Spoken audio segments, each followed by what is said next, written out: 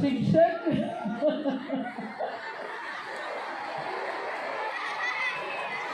सगळ्यांना आवडलेली आहे ही गोष्ट आणि शिक्षकांनाही हे माझं म्हणणं आवडलं असेल.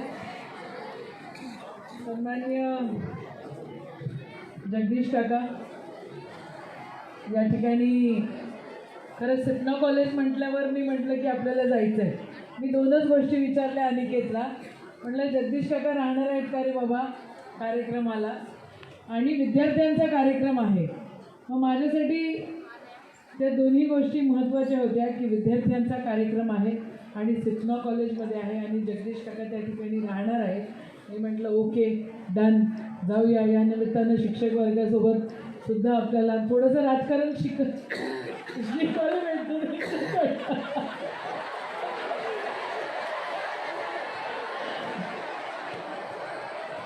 असो पण तुम्ही हसले काय आले रे? हा, तुम्हाला शिक्षण शिकायला भेटते की नाही भेटत? नक्की ना.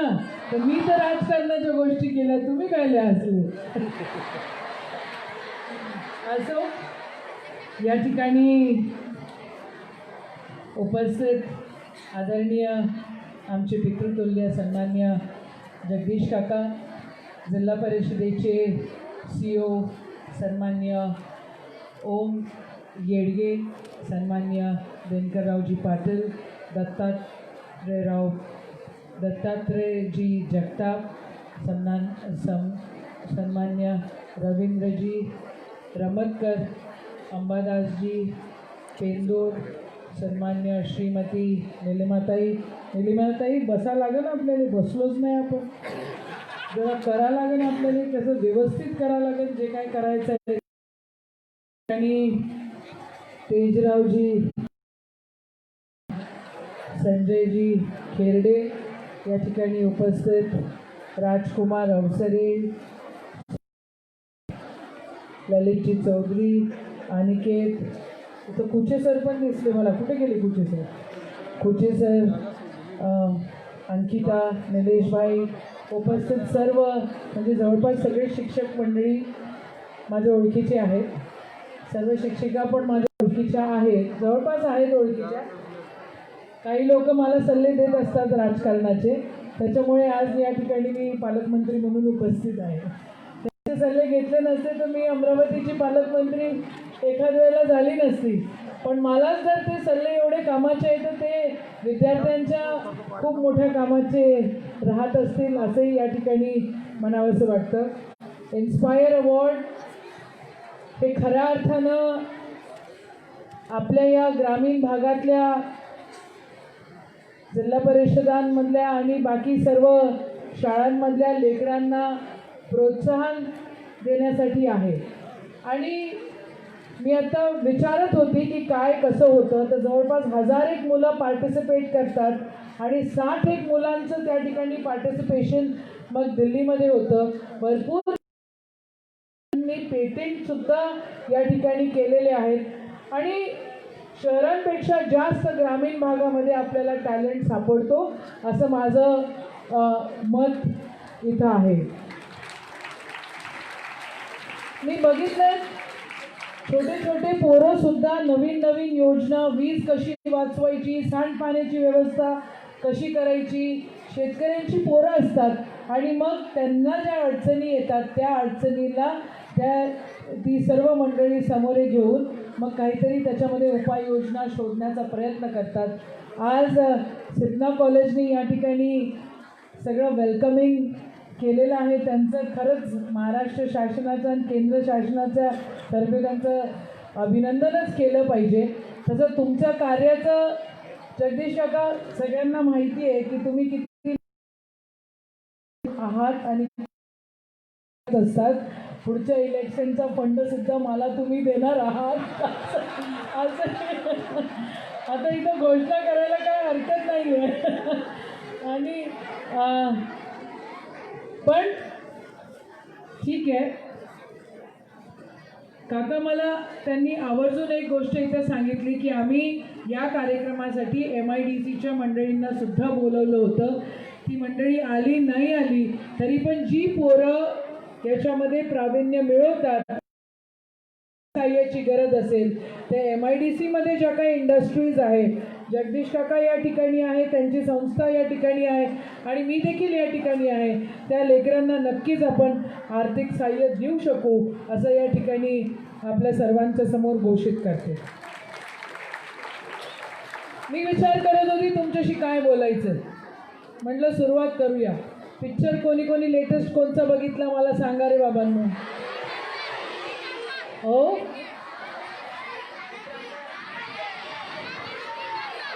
एक जण मला जोरात. तानाजी बघितला आणि छपाक बघितला का रे? हो की नाही? किती मुलींनी बघितला आणि किती मुलांनी बघितला? आणि एक एक एक मिनिट गडबड नाही करू, माझ्या प्रश्नांची उत्तरं द्या तुम्ही, ठीक आहे? आणि शिक्षकांनी किती बघितला? किती शिक्षक आणि शिक्षिकांनी बघितला? आणि माझी विनंती आहे बघा, एक मिनिट तानाजी पिक्चर कोणी कोणी बघितला? Very good. सगळ्यात जास्त त्याच्यातलं काय आवडलं?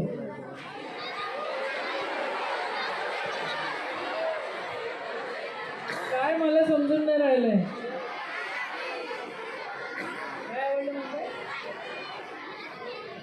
तानाजी पिक्चर आवडला तुम्हाला? तर त्याच्यामध्ये पोरं आहे, विज्ञानाबद्दल तुम्हाला सगळेजण सांगतायत. राष्ट्रसंत तुकडोजी महाराजांचं म्हणणं होतं, अध्यात्म और विज्ञान से हो संसार का भला. हो की नाही? अंधश्रद्धांचं शिकवण होतं आणि नेमकं आपण त्याच गोष्टीला विसरतो. मला सांगा, प्रार्थना कोण कोण करतं? शिक्षक मंडळी प्रार्थना करत नाही असं दिसतंय. तुम्ही करता? व्यासपीठावरची मंडळी प्रार्थना करत नाही, तुम्ही करता? अरे प्रार्थना कोण कोण करत नाही? हात वर करा बघू.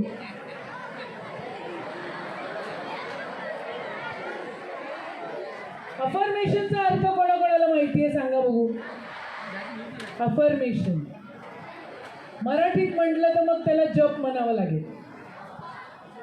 मराठीत जर तुम्ही म्हटलं तर त्याला जप म्हणावं लागेल. पण अफर्मेशन म्हटल्यावर कसं मस्त इंग्रजी आणि छान वाटतं की नाही? आणि असं वाटतं की सायन्सचा काहीतरी पार्ट आहे हा. हो की नाही? माझं म्हणण्याचं तात्पर्य एकच आहे, मुला मुलींनी शिकत असताना खूप सारा अभ्यास करायचा असतो. एखादं असतं इंटेलिजंट आणि त्याला काय अभ्यासाची गरज पडत नाही किंवा एक पाठी असतं. पण अफर्मेशनचा किंवा जपाचा अर्थ एकच आहे की तुम्ही सातत्यानं रिपीट करत जा. एकच गोष्ट तुम्ही सातत्यानं रिपीट करत जा. काय आहे? समजा दुसरं काही नाही, आपलं प्रिएम्बल जरी आपल्याला वाचायचं असलं, येतं का कोणाला प्रिएम्बल वाचता? पाठ आहे का? हो की नाही? हो की नाही? आवाज नाही. आणि शिक्षकांना प्रिएम्बल पूर्ण पाठ आहे की नाही आहे? हो की नाही रे बाबांनो? कोणी म्हणून दाखवेल का मला? कोणी सायन्सचा भाग बोलतीये मी अफर्मेशन बद्दल बोलली आणि मी जपाबद्दल बोलली. तर त्याच्यासोबत मी असं म्हटलं की तुम्हाला प्रिएम्बल पाठ आहे का? काय उत्साह नाही, उत्तरच नाही, काहीच नाही. बाबा भूक लागलेली आहे, आम्हाला पटपट निपटा, आम्हाला जेवायला जायचं. हो की नाही?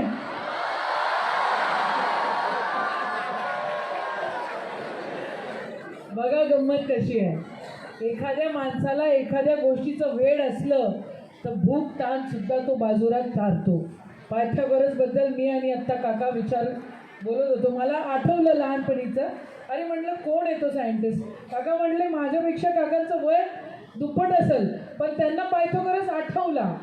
त्यांनी मला म्हटलं की अरे ती गोष्ट अशी आहे की एका राजानं सोन्याचा मुकुट केला आणि तो मुकुट जड झाला की त्याच्यामध्ये पूर्ण सोनं आहे की नाही आहे असा तो प्रश्न त्यांना पडला. आणि मग त्या राजानं त्या पायथागोरसला म्हटलं की रे बाबा, प्युरिटी, हात न मोडता याच्यातलं किती, मुकुट न मोडता याच्यातलं सोनं किती आहे हे मला माहिती पाहिजे. आणि तो झोपलाच नाही. अच्छा, आर्किमिडीज प्रिन्सिपल्स आहे ते, आर्किमिडीज आहे, पायथागोरस नाही. Okay, Archimedes, right right. आणि मग तो झोपलाच नाही.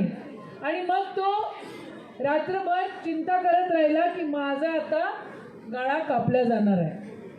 हो की नाही? तुम्ही शिकलात की नाही? हे तुम्ही म्हातारी झाली तरी मला आठवते, तुम्हाला हे काहीच आठवत नाही. शिक्षण पद्धतीच बदलल्या पाहिजे. खरी गोष्ट आहे, शिक्षण पद्धती कुठेतरी बदलल्या पाहिजे. तुम्ही विद्यार्थी आहात म्हणून मी ती सुरुवात केली. एखाद्या गोष्टीच्या मागे लागलं की जोपर्यंत आपल्याला उत्तर मिळत नाही तोपर्यंत त्याचा विचार सोडायचा नसतो. म्हणजे काय? विचार महत्त्वाचा आहे. तुम्ही काय विचार करता आणि कसा विचार करता, तो तुमचा विचार निगेटिव्ह आहे की पॉझिटिव्ह आहे. आणि पॉझिटिव्ह आहे तर मग तुम्ही त्याच्या शेवटपर्यंत पोचलं पाहिजे. मी म्हटलं अफर्मेशन, मी म्हटलं जप. एक गोष्ट 10 वेळा ठीक आहे, तुम्ही बोललीच पाहिजेत, तुम्ही ती वाचत गेली पाहिजे. म्हणजे परफेक्शन आपल्या आयुष्यामध्ये येतं. आयुष्यामध्ये बोलतेय मी, अभ्यासामध्ये मी नाही म्हटलं, पण अभ्यासामध्ये पण येतं. आणि फक्त रट्टाबाजी करून चालणार नाही, पण त्याच्या पलीकडे इनोव्हेटिव्ह थॉट्स आपल्याला करण्याची गरज आहे. मग आलो कुठे आपण? विचारापर्यंत, आर्किमिडीजपर्यंत, पायथागोरसपर्यंत. मग तुम्ही मला सांगा, टेलिफोनची सुरुवात इनोव्हेशन कोणी केलं होतं? कोणी? ग्रॅम बेलनी. तर किती प्रिन्सिपल्स. आणि लाईटचं कोण?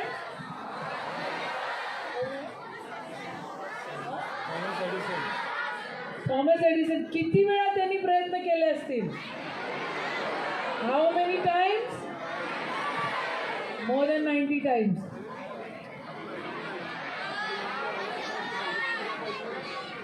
99 टाइम्स, 1000 टाइम्स, 1000 टाइम्स. आणि तो हारला नाही. म्हणजे 99 टाइम्स नाही, त्यांनी 1000 वर, म्हणजे कितीतरी वेळा ना, 100 वेळा करून तो थकला नाही. तसंच आपल्या अभ्यासाचं पण असतं आणि तसंच अफर्मेशनचं पण असतं. एक विचार आला आणि सातत्यानं आपण विचार करत गेलो आणि खऱ्या अर्थानं आपण जर त्या विचारावर आपण आपलं लक्ष केंद्रित केलं तर आपल्याला त्याचं उत्तर मिळतं. आम्ही हॉस्टेलमध्ये राहायचो आणि हॉस्टेलमध्ये राहत असताना मी तर ह्युमॅनिटीजची स्टुडंट होती, पण आमच्यासोबत MSc आणि BScचे सुद्धा विद्यार्थी त्या ठिकाणी होते फर्ग्युसन कॉलेजमध्ये. आणि एक दिवस मी म्हटलं काय सुरू आहे, तर माझी एक सिनियर कुठली तरी, ती कर्नाटकाची होती, तिचे लांब असे केस होते आणि ती केस अशी बांधत बांधत बांधत बांधत बांधत ती कुठे बसली तिलाच माहिती नाही, ती बेडच्या खाली बसली होती. मग मी म्हटलं, I said Rashmi what are you doing? आणि मग तिला रिअलाईज झालं की ती काय करते आहे. तर तिला तिच्या कॅल्क्युलेशनमधलं एक तिचा सम तिला समजलेला नव्हता आणि त्याचा विचार ती केस बांधत बांधत बांधत त्या बेडच्या खाली जाऊन बसली होती आणि त्याचं तिला उत्तर मिळालेलं होतं. सांगायचं तात्पर्य असं की तुम्ही सगळेजण बेडच्या खाली जाऊन बसू नका, पण सातत्यानं चांगल्या गोष्टींचा विचार सातत्यानं जर करत गेलात तर तुमचं आयुष्यसुद्धा बदलतं. आपण हरिनाम जप करतो की नाही जप करत? कोण कोण करतं बरं? रामकृष्ण हरी म्हणतो की नाही म्हणत? किंवा अल्लाचं करत असू, हो की नाही? हो, करतो ना. देवाचं जप आपण करतो आपल्या संस्कृतीमध्ये. मग धर्म कोणताही असो तर जप तर आपण कोणत्याही संस्कृतीमध्ये करतो. तर ते आपल्याला इन्स्टिगेट करत असतं सातत्यानं पॉझिटिव्ह विचार करण्यासाठी, अफर्मेशन्स वाढवण्यासाठी. आणि अफर्मेशन्स जसे तुम्ही वाढवत जाल तसे तुम्ही होत जाल. मनामध्ये जर तुम्ही विचार केला, मी तुम्हाला सगळ्यात पहिला प्रश्न विचारला, छपाक कोणी बघितला का रे बाबांनो? काय सुरू आहे आजकालच्या विद्यार्थ्यांमध्ये? एकतर्फी प्रेमाचे विषय, त्याला काय मतलब असतात का? फेब्रुवारी महिना आहे, बोललं पाहिजे. 14 फेब्रुवारीला तुम्ही सगळेजण व्हॅलेंटाईन्स डे मनवणार. केवढा आवडला बरं हा विषय. पण त्याच्यासोबत मी सांगते, आपल्या संस्कृतीचं भान आपण ठेवलं पाहिजे. आणि काय चाललेलं आहे, मुलींच्या अंगावर तुम्ही रॉकेल फेकताय, मुलींच्या अंगावर तुम्ही ॲसिड फेकताय. मुलींना पण अधिकार आहे हो किंवा नाही म्हणायचा. या गोष्टींचा आपण विचार केला पाहिजे. आणि माझी विनंती आहे शिक्षकांना, विज्ञान शिकवा, इन्स्पायर अवॉर्ड्स द्या, आम्ही पण त्या गोष्टीला मदत करू. पण आपले संस्कार आपण जपले पाहिजे. ज्या गोष्टी सर मी काय विचित्र बोलली का सर? तुम्ही एवढा जोरात बोलला, हसलात, मला असं वाटलं की मी काय मूर्खासारखी इथं बडबड करते का? फार महत्त्वाचा विषय बोलली. मी त्या पोरीला जाऊन भेटली काल, हिंगणघाटच्या मुलीला, अख्खी जळून टाकलेली तिला. कशासाठी जाळली? की तिने म्हटलं की बाबा मला तू छेडू नको, माझी इच्छा नाही तुझ्यासोबत काही नातं ठेवायची, म्हणून तिला जाळून टाकली. विषय बोलतीये, जरा लक्ष द्यावा. तुम्ही जर शिक्षक मंडळींनी जर लक्ष दिलं नाही तर ही येणारी पिढी तेच शिकत राहील. व्हॅलेंटाईन्स डे म्हटल्याबरोबर प्रत्येकाला चांगलं वाटलं, वा वा, प्रत्येकाला फूल द्यायचं, प्रत्येकाला पत्र द्यायचं. आता तर फोन आलेले आहेत, प्रत्येकानं व्हॉट्सॲप पाठवायचं. आणि पण त्याच्या पलीकडे सुद्धा आपण या लेकरांना शिकवलं पाहिजे, असं मला या ठिकाणी प्रांजळपणे आपल्याला विनंती करावीशी वाटते.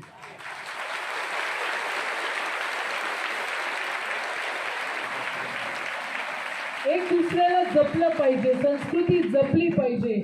उगाच करायचं आहे म्हणून करण्यात काही मतलब नाही. एवढं सरकार जर आपल्यासाठी एवढे पैसे खर्च करते, एवढं मोठ्या मनाने जर जगदीश काका येऊन या ठिकाणी समोरे जात आहेत आणि म्हणतात की या तुम्ही आमच्याकडे, आम्ही व्यवस्था करू बिलकुल आमच्याकडनं जे, आणि खूप मोठ्या मनाने ते बोलले की ज्या काही सोयी आम्ही करू शकलो त्या गोष्टीसाठी तर आम्ही करू शकलो, पण काही उणिवा झाल्या असतील तर ते आमच्याकडून झालेले आहे असंही समजायला. फार मोठी मनं लागतात, तारीफ करण्यासाठी खूप मोठी मनं लागतात. म्हणायसाठी तर आपण तारीफ करतो, पण खऱ्या अर्थानं जो माणूस मोठ्या मनाचा असतो तो स्वतःची कमी सुद्धा जाणून घेतो. माझी लेकरांनो तुम्हाला विनंती आहे, सरकार जे करायचंय ते करेलच, पण तुम्ही सुद्धा स्वतःची काळजी घ्यायला शिका, एक दुसऱ्याला रिस्पेक्ट करायला शिका, एक दुसऱ्यांचा मान सन्मान करायला शिका. दुसऱ्याला, मुलगी असो की मुलगा असो, रिस्पेक्टनी वागायला शिका. प्रत्येकाचं मन सांभाळायला शिकवा. आणि शिक्षकांना सुद्धा माझी विनंती आहे, इन्स्पायर अवॉर्ड्स हे सायंटिस्ट घडवण्याचं आहे, पण जर आपल्याला देश घडवायचा असेल ना तर आपल्याला ही लेकरं सांभाळावी लागतील. तुम्हाला सुद्धा तुमच्या वागणुकीमध्ये, तुमच्या आचरणामध्ये या सगळ्या गोष्टी अंगीवळणी पाडाव्या लागतील. आणि मग खऱ्या अर्थानं इन्स्पायर्ड इंडिया आपण या ठिकाणी बनवू शकू, असं या ठिकाणी बोलते आणि माझे 2 शब्द संपवते. जय हिंद.